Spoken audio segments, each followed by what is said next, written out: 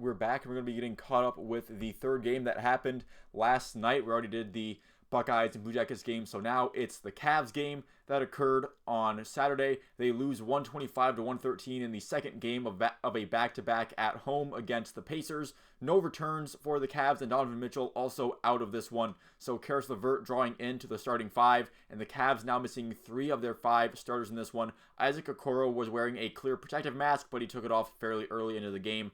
Despite the injuries and the missing additions, I guess subtractions I should say, the Cavs jump out to an early lead in the first quarter. They force a Pacers timeout with about 5 minutes left in the first, going up 27 to 12. A lot of that belonging to Karis LeVert, who had 19 points in that span, also had 2 assists and 2 rebounds, 3 for 3 from 3-point at that point. He could have had a 4-point play as well, but he just missed a free throw. But coming out of the timeout, the Pacers would start coming back. Imani Bates getting his first NBA minutes, didn't do a whole lot in them. Karis LeVert would get another 3 before the end of the first quarter, which saw the Cavs leave with a 37 to 31 lead. Craig Porter Jr. getting some minutes in as well.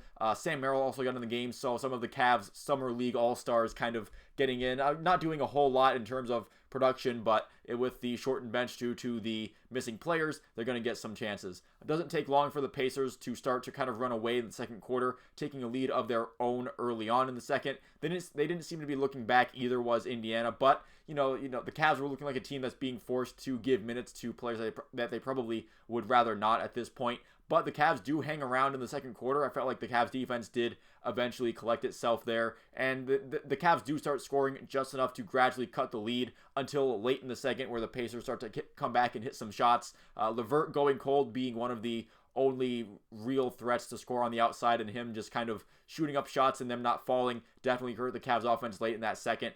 They had cut the deficit down to 3 in the second, but they went into halftime down 11. Not a good sequence there, obviously. And the Cavs spent the first half of the third quarter getting the game back to where it was at points in the second quarter, where the Cavs were still down, but they did manage to cut it to a very much more manageable amount. And it just felt like every time the Cavs would get pretty close to evening the game or even taking a lead, like if it was within a possession or just a couple of 2-pointers, Indianapolis would have some kind of quick response.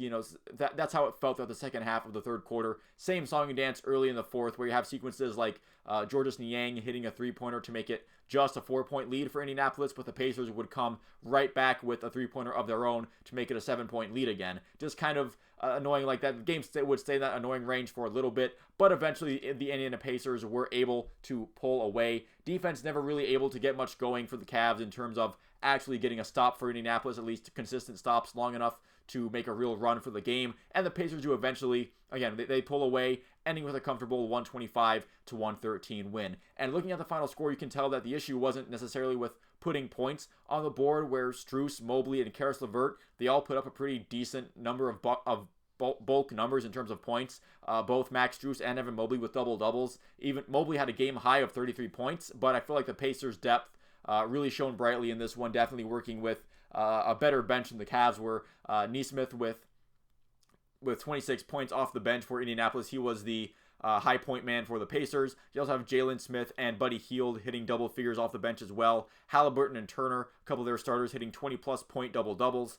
And I'm not necessarily concerned with the pure result of a loss here due to the nature of just missing 3 of your starters from your lineup. That's definitely going to hinder your ability to play, especially when it's Darius Garland, Jarrett Allen, and Donovan Mitchell. That's just mentally going to take a lot out of you from the get-go. But I do have maybe a little bit of a hint of a question about the defense. I will reserve my, going into full panic mode until we see how they look with Jarrett Allen in there on the defensive unit. But until then, it's tough to expect W's against really any healthy NBA team when 3 of your starters are down, and so that's going to lead to some bad results. And I don't want to panic just yet 3 games in, but I would be lying if I say I wasn't disappointed with the back-to-back home openers really not resulting in any wins, especially with how that Thunder game went, where even though they were down, they still had Donovan Mitchell. They were down 2 of their players, but that was still very winnable. And then this Pacers game here, where with Donovan Mitchell out of the game, this was a pretty predictable and fairly, not necessarily a worrying result, but